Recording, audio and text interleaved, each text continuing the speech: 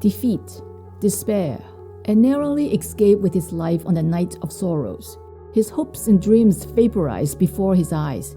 And yet, in a year's time, Cortes would capture the city of Tenochtitlan, and the great empire of the Aztecs would crumble in his hands.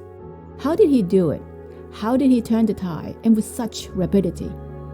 Some say she was the answer.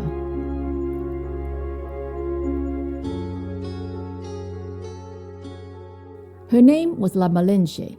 She was said to have been born around 1500 in a Mesoamerica state near Coatzacoalcos River. Despite being born to a noble family, her life was a tragic one. After her father's death, La Malinche was sold into slavery, some say by her own mother. The 9-year-old girl was then bought and sold again many more times in her young life. She must have been a highly intelligent person, as she would learn quickly every language that she encountered with each new owner who claimed her as their own. At 19, she had come to the region of Tabasco, and it was here that her life would take a dramatic turn once again. It was March 1519. Cortes came to Putanchen and defeated the Mayas, and as a peace offering, the conquistadors were given 20 women as slaves, and among them was La Malinche. It didn't take long for Cortes to realize he had gotten far more than he had bargained for. La Malinche, as he discovered, was fluent in both the Aztec and the Mayan languages. And further to his astonishment, she was also learning Spanish quickly.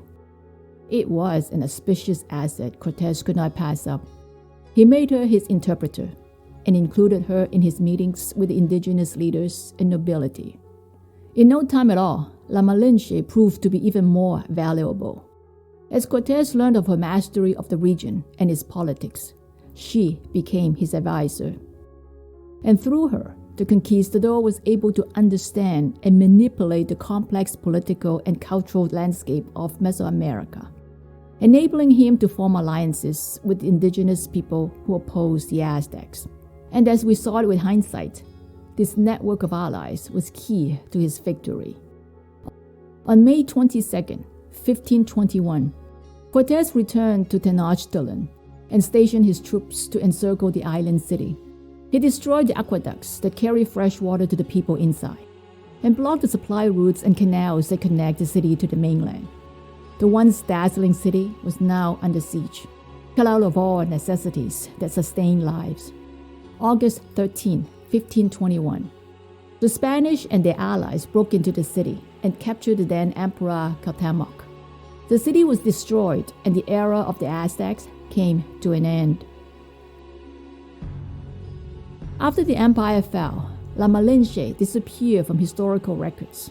She was said to have died before the age of 29, leaving behind a son she had with Cortes and a daughter from a later marriage. But nothing more was known about her.